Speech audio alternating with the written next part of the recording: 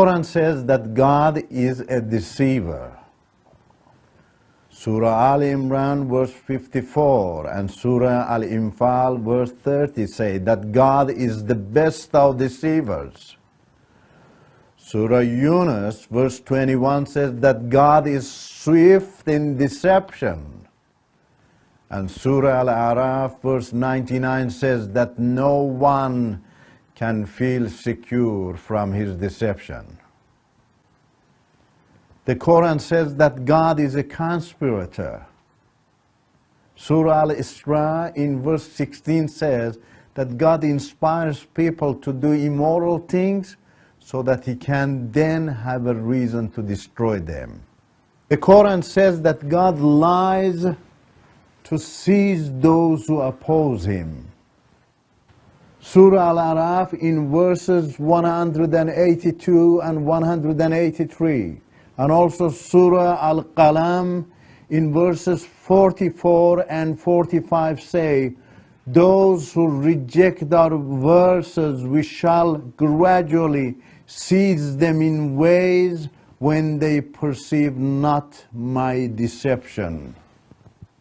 Why then is he acting contrary to his own principle and fighting against the freedom of choice?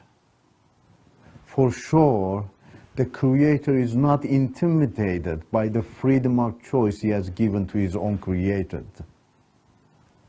Friends, it is very heartbreaking that more than 1 billion Muslims are following this Quran without knowing that it is speaking against the true God. Does the mighty God need deception and lies to destroy those who oppose him? Is he so weak that he cannot approach them by speaking the truth instead of using lies and deception? It is shocking that the Quran is bringing the supreme God down to the level of us sinners. On the other hand, God has given people the freedom of choice to accept or oppose him. The Quran says that God ordained Satan to be a seducer. Surah Al-Araf verse 16 says that Allah corrupted Satan so that he could deceive people.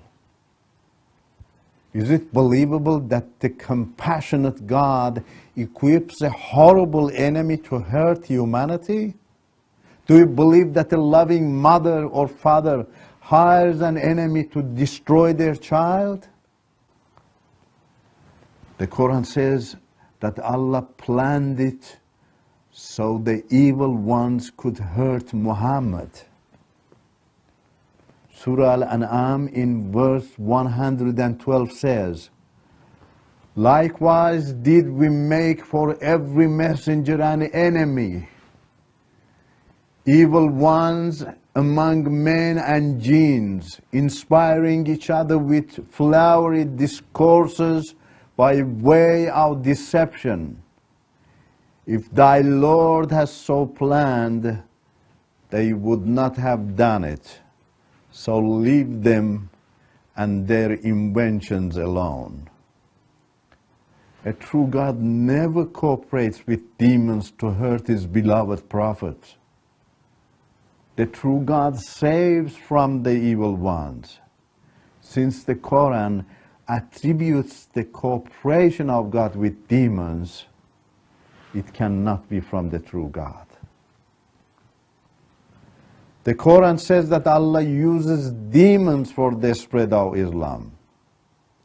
On one hand, the Quran in Surah Al-Araf, verse 27 says, God made the evil ones friend to those without faith.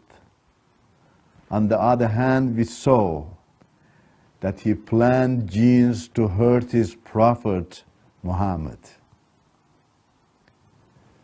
Now the Quran in Surah Al-Jinn, verses 1 to 2 says, say, O Muhammad, it is revealed unto me that a company of the jinns gave ear, and they said, lo, we have heard a marvelous Quran which guides unto righteousness.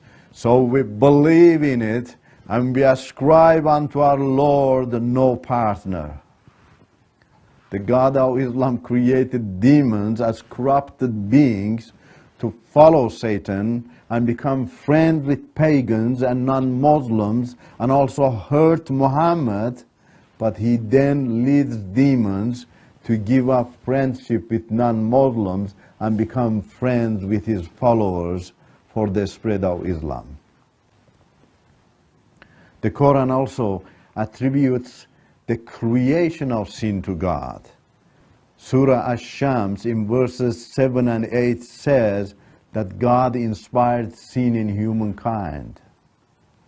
Surah Al-Balad in verse 4 says that God created man in toil and trouble. Surah An-Nisa verse 88, Al-Araf verse 178, and Ibrahim verse 4 all say that God leads astray. The Quran introduces God desperate to initiate immoral and lawless acts or to lead people astray and make them sinners. It introduces God like a person whose heart and mind chase sin. God is not like a human being. He hates sin and misleading acts. The words of the Quran are not only not from God, but they also do not lead to God.